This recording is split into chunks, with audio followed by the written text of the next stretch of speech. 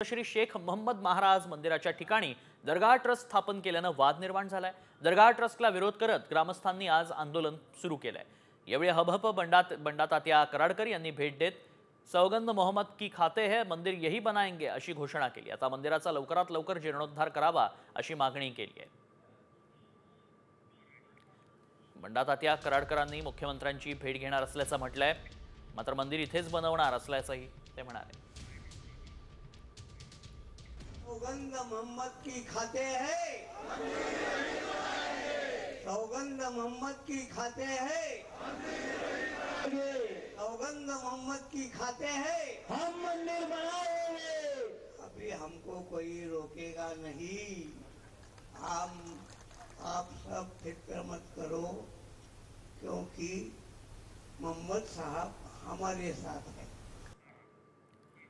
पुढची बातमी नाशिकमधून। नाशिकमधील अनधिकृत दर्ग्याच्या वादात सातपीर दर्गा ट्रस्ट आणि नाशिक पालिका आमने-सामने आल्याचं पाहायला मिळतंय। कारवाईला स्टे असून देखील महानगरपालिकेने कारवाई केल्याचा दावा दर्गा ट्रस्टने केला, तर कारवाई नियमानुसारच असल्याचं पालिकेचं म्हणणं आहे।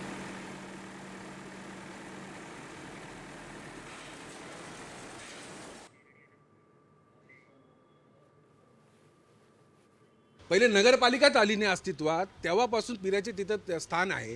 350 पर्वाचे पेपर आहे आमच्याकडे, डॉक्युमेंट्स आहे। तुम्ही बघायला तयार नाही, स्टेला मानायला तयार नाही, बघायला तयार नाही। सुप्रीम कोर्टात आम्ही चाललो, हा विषय तुम्हाला माहिती आहे की तिथं वाद चालू आहे। हा सुप्रीम कोर्टात असून सुद्धा तुम्ही ते स्टे आल्यानंतर तुम्ही कारवाई करू राहिले। हा प्रश्न तुम्ही सगळ्यांनी महानगरपालिकेला विचारायला पाहिजे। ही दंडशाही चालू आहे का काय चालू आहे? धार्मिक स्थळ म्हणजे अनधिकृत धार्मिक स्थळ निष्कासित करण्याबाबतचा जो शासन निर्णय आहे 2011चा आणि 2016चा, त्यामध्ये अशा प्रकारची धार्मिक स्थळ निष्कासित करण्याची कारवाई नमूद करण्यात आलेली आहे। त्या शासन निर्णयानुसार तसेच जे वेळोवेळी प्राप्त झालेले कोर्टाचे निर्णय, हायकोर्टाचा जो अद्यावत एक निर्णय प्राप्त झालेला आहे त्याच्यामध्ये नमूद केल्यानुसार सदर धार्मिक स्थळे अनधिकृत असल्यामुळे महानगरपालिकेने विहित पद्धतीने नियमानुसार त्यावर कारवाई केलेली आहे। आणि बातमीपत्रात या पुढच्या महत्त्वाच्या बातम्यांचा आढावा झटपट। संभाजीनगरात महावितरण कार्यालयात हातात कोयता घेऊन एका तरुणानं धुडगूस घातला। कोयत्यानं तोडफोड केली। नवे मीटर मिळत नसल्यानं तरुणानं महावितरण कार्यालयामध्ये गुंडगिरी करत कर्मचाऱ्यांना शिवीगाळ केली। जिन्सी पोलीस ठाण्यामध्ये दहशत निर्माण करणाऱ्या आरोपी तरुणावर गुन्हा दाखल करण्यात आलाय।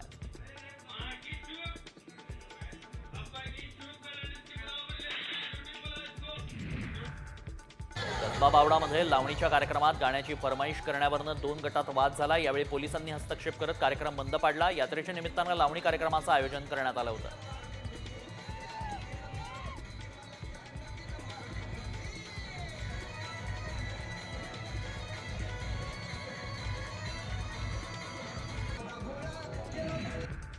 इचलकरंजी इथं आर्थिक देवाणघेवाणीवरून महिलांमध्ये थेट गावभाग पोलीस ठाण्यात गोंधळ झाला। चक्क हातात चप्पल घेऊन पद्मजा इंगवले या महिलेवरती धाव घेत मारहाण करण्याचा प्रयत्न केला गेला। दरम्यान पद्मजा इंगवले यांच्यावर सुदर्शना उर्फ गंगा कांबळे यांच्या फिर्यादीवरून अदखलपात्र गुन्हा दाखल करण्यात आला।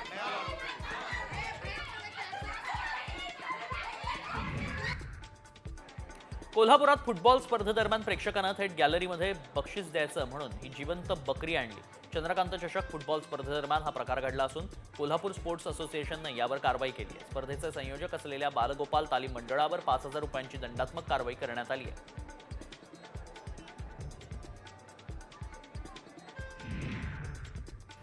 पुण्यात सलग तिसऱ्या दिवशी वाहनांची तोडफोड करण्यात आली। वैदवाडी परिसरामध्ये आज पहाटे 5च्या सुमारास 15 ते 20 वाहनांची तोडफोड झाली आहे। रिक्षा, टेम्पो, बस आणि दुचाकींची तोडफोड झाली। दहशत माजवण्यासाठी गुंडांकडून ही वाहनांची तोडफोड करण्यात आली। नाशिकमध्ये हप्ता न दिल्यानं व्यावसायिकावर डोक्यात दगड घालून प्राणघातक हल्ला करण्यात आलाय। 15 दिवसांपूर्वी चॉपरनं मारण्याची धमकी देण्यात आली होती, मात्र याकडे पोलिसांनी दुर्लक्ष केल्याचा आरोप होतोय।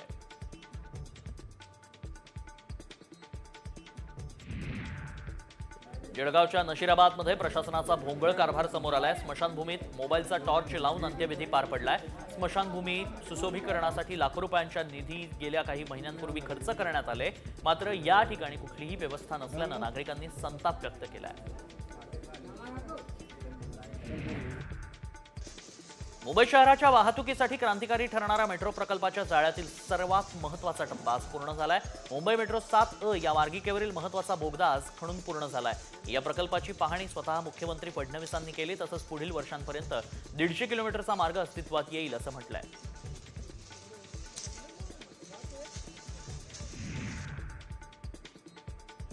लातूरच्या माध्यमिक शिक्षण विभागातील अनादोगोंदी कारभाराचा साम टीव्हीनं पर्दाफाश केल्यानंतर प्रशासनाला जाग आली आहे। शिक्षण उपसंचालकांनी क्लर्कच्या टेबलवर काम करणाऱ्या खासगी व्यक्तीची चौकशी करून कारवाईचे आदेश दिलेत।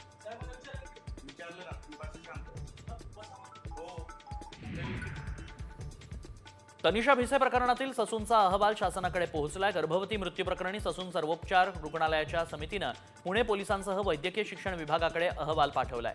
गर्भवतीवर उपचार करताना डॉक्टरांकडून निष्काळजीपणा झाला का याची चौकशी समितीनं केली। बुलढाण्यामध्ये केस गळतीनंतर आता ग्रामस्थांची नखही गेल्याचा दावा स्थानिक करतात। आरोग्य आणि जिल्हा प्रशासनानं रुग्णांना मात्र वाऱ्यावर सोडल्याचा आरोप होतोय। केस गळती संदर्भात ICMRचा अहवाल अद्यापही आलेला नाही। त्यात आता नख गळतीचा प्रकार समोर आल्यानं ग्रामस्थांमध्ये भीतीचं वातावरण आहे। हरियाणामध्ये रील स्टार महिलेनं बॉयफ्रेंडच्या मदतीनं नवऱ्याची हत्या केली आहे। नवऱ्याच्या हत्येनंतर त्याचा मृतदेह बॉयफ्रेंडसोबत मिळून पत्नीनं गटारात फेकून दिलाय। दरम्यान मृतदेह गाडीवरून घेऊन जातानाचे CCTV फुटेज समोर आलंय।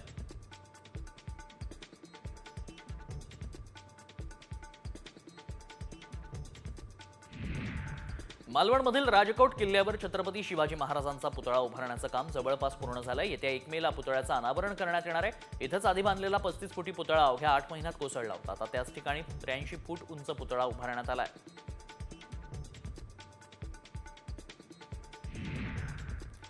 राजकोट किल्ल्यावरील पहिल्या पुतळ्याचे खरे गुन्हेगार बाहेर का असा सवाल खासदार संजय राऊतांनी विचारलाय। पुतळा उभारण्यात झालेल्या भ्रष्टाचाराचा पैसा निवडणुकीत वापरला त्याच्यावर काय कारवाई झाली असंही त्यांनी विचारलंय।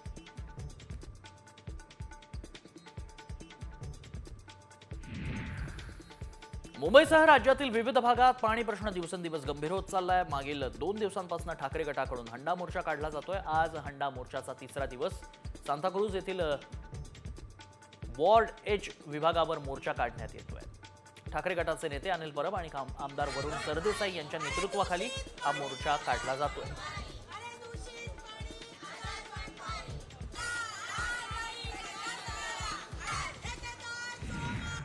ठाकरे गटाच्या कार्यकर्त्यांनी अकोला महानगरपालिका कार्यालयात जोरदार राडा केला। शिवसैनिकांनी पाणीपुरवठा कार्यालयात तोडफोड केली। शहरातील मलकापूर भागात गेल्या काही दिवसांपासून 10 दिवसांआड पाणीपुरवठा होतोय। या विरोधात संतप्त नागरिकांसह ठाकरे गटाच्या कार्यकर्त्यांनी आज अकोला महानगरपालिका कार्यालयात धडक दिली।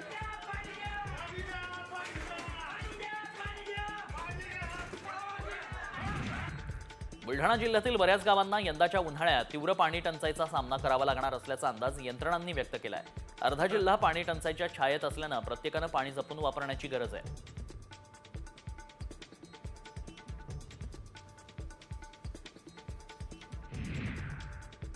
छत्रपती संभाजीनगरमध्ये तापमान 42 अंशांवर पोहोचल्यानं जायकवाडीसह अनेक प्रकल्पातील पाण्याचं बाष्पीभवन वाढलंय।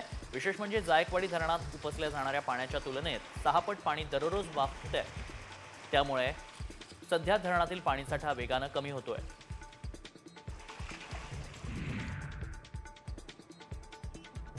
पुण्यातील धरणाच्या पाणीसाठ्यात घट झाली आहे। वाढत्या उन्हामुळे पिण्याच्या पाण्याच्या मागणीत प्रचंड वाढ झाल्यानं टंचाई जाणवते। खडकवासला प्रकल्पातील 4ही धरणात मिळून 10 TMC एवढंच पाणीसाठा आहे।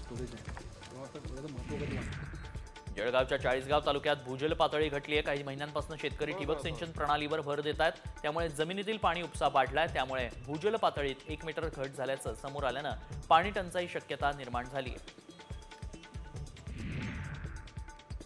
सातारा जिल्ह्याच्या पूर्व भागात असणाऱ्या माण तालुक्यामध्ये सध्या भीषण पाणी टंचाई सुरू आहे। फेब्रुवारी महिन्यापासून 42 गावांमध्ये टँकर सुरू झाले आहेत, तर विहिरींनी तळ गाठल्यानं आता या भागांमध्ये शेतीच्या पाण्यासह पिण्याच्या पाण्याची, जनावरांच्या पाण्याची खूप मोठी समस्या निर्माण झाली आहे। सांगली जिल्ह्यातील चांदोली धरणामध्ये गेल्या वर्षीच्या तुलनेमध्ये 2 TMC अधिक पाणीसाठा असून सध्या धरणात 11 TMC साठा शिल्लक आहे। इथं शेतीसह पिण्याच्या पाण्यासाठी पूरक साठा असल्यानं शेतकऱ्यांमध्ये समाधानाचं वातावरण आहे।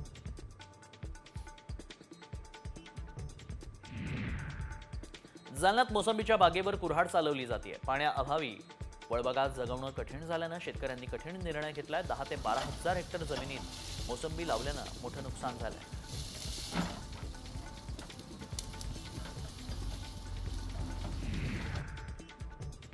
नंदुरबारमध्ये आता सर्वात जास्त उच्चांकी तापमानाची नोंद करण्यात आली आहे. गेल्या 8 दिवसापासून तापमानाचा पारा 43 डिग्रीवर आहे. वाढत्या उष्णतेनं नागरिकही हैराण झालेत. प्रशासनाकडनं काळजी घेण्याचं आवाहन करण्यात आलंय.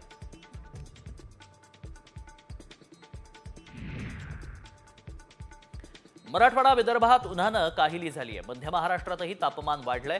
विदर्भातल्या अकोल्यात पारा 43.7 अंशांवर तर बीडमध्ये 42.4 अंशांवर पारा गेलाय. इकडे पुण्यातल्या लोहगावात पारा 43 वर पोहोचलाय. जळगाव, मालेगाव, सांगली, साताऱ्याला पाराही 40 अंशांहून अधिक आहे.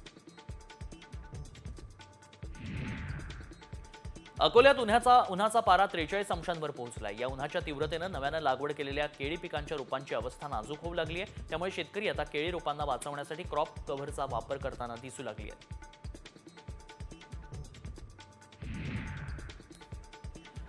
लाडकीच्या निधीसाठी सर्वसामान्यांच्या खिशाला कात्री लागणार आहे. स्टॅम्प ड्युटीच्या सर्व्हिस चार्जमध्ये दुप्पट वाढ करण्यात आली असून कुठल्याही मालमत्तेची खरेदी किंवा विक्री करण्यासाठी जास्त पैसे मोजावे लागतील. हे शुल्क याआधी एका पानासाठी 20 रुपये होतं, ते आता 40 रुपये करण्यात आलंय. यवतमाळ जिल्ह्यात 27,000 लाडक्या बहिणी अपात्र ठरल्या आहेत. लाडकी बहीण योजनेसाठी 7,19,000 महिलांनी अर्ज केले होते. 6,92,000 महिला योजनेसाठी पात्र ठरल्या आहेत. या लाभार्थ्यांना आतापर्यंत 9 हप्ते वितरित करण्यात आले.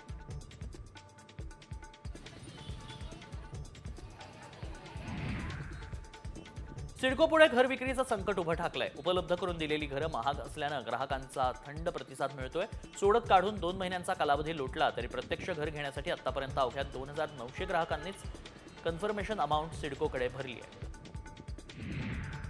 कोकण रेल्वे मार्गांवर रात्री मेगा ब्लॉक घेण्यात आलाय. सिंधुदुर्गातील वैभववाडी कोकिसरे भुयारी मार्गाच्या कामासाठी रात्री 11:30 ते पहाटे 3:30 वाजेपर्यंत मेगा ब्लॉक घेतलाय. रात्री कोकण मार्गातील रेल्वेवर मेगा ब्लॉकचा परिणाम होणार नाही, मात्र कामास उशीर झाल्यास सकाळी वाहतुकीवर परिणाम होण्याची शक्यता आहे.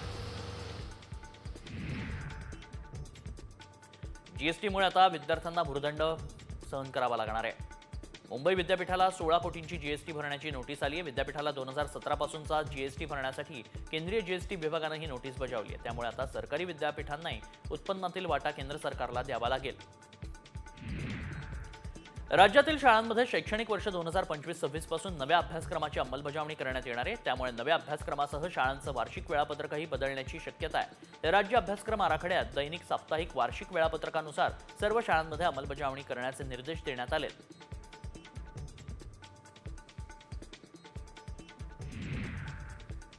राज्यात प्रत्येक शिक्षण विभागामध्ये लवकरच आनंद गुरुकुल निवासी शाळा स्थापन केली जाणार आहे. 12वी पर्यंतच्या विद्यार्थ्यांसाठी विशेष नैपुण्य निवासी शाळांचा विचार शिक्षण विभाग करतोय.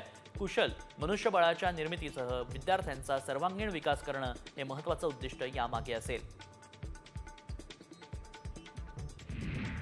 कोचिंग क्लासेस घेणाऱ्या या शाळा शिक्षकांवर कारवाई होणार आहे, असा इशारा शिक्षणाधिकाऱ्यांनी दिलाय. शिक्षकांकडून विद्यार्थ्यांवर आपल्या क्लासेसमध्ये येण्यासाठी दबाव टाकला जातो, याबाबत तक्रार आल्या होत्या.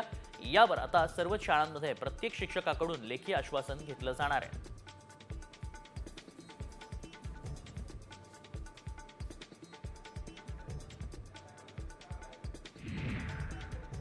सांगलीमधल्या कुरळप गावात हनुमान यात्रेनिमित्त गौतमी पाटीलचा सांस्कृतिक कार्यक्रम आयोजित करण्यात आला.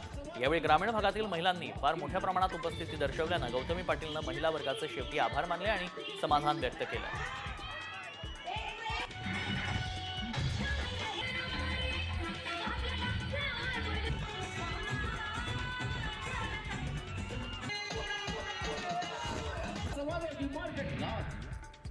महत्त्वाची बातमी, पुणे सातारा महामार्गावर चालत्या कारमधून तरुणांची हुल्लडबाजी पाहायला मिळाली आहे. चालत्या कारचा खिडक्यांमधून बाहेर येत काही तरुण गाड्यांवरती डान्स करत धिंगाणा घालताना दिसले.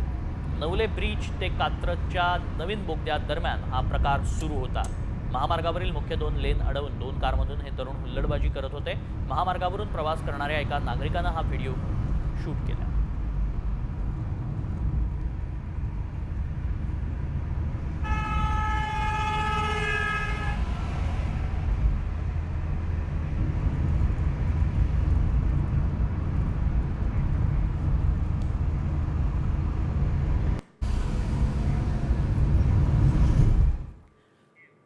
या पुढच्या महत्त्वाच्या बातम्यांचा आढावा झटपट. येरमाळाच्या श्री येडेश्वरी देवीची चैत्र पौर्णिमा यात्रा निघाली. मंदिर परिसरामध्ये आकर्षक अशा शोभेच्या दारूची आतिषबाजी करण्यात आली. या आकर्षक आतिषबाजीनं येडेश्वरी देवीचा आमराई मंदिर परिसराचा आसमंत उजळून निघाला. ही आतिषबाजी पाहण्यासाठी भाविक मोठ्या संख्येनं उपस्थित होते.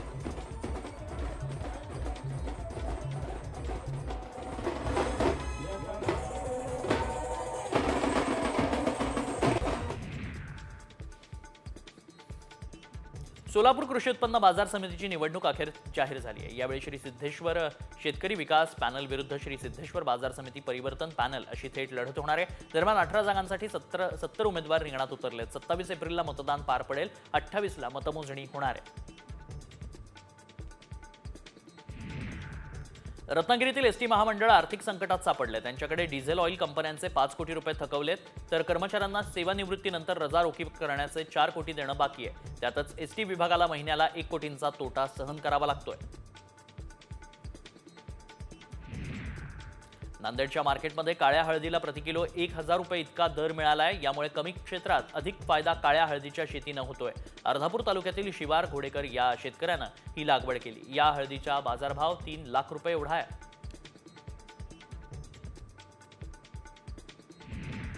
हिंगोलीमध्ये हळदीचं उत्पादन घटताच दर वाढलेत.